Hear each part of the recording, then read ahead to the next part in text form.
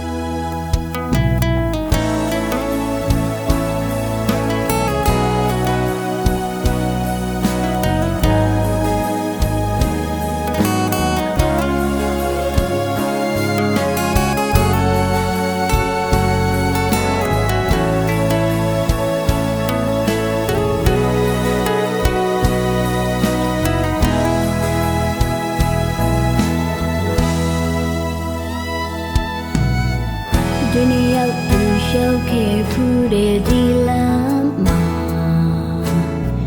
ပိုင်းနဲ့တွေမွေးချိုင်တဲ့နေရာခုံလေးမှာ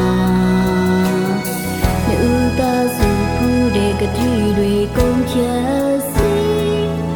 ဒုနာကလေးမိုက်မောင်နေစိတ်တခေါ်အားရည်စည်ခဲ့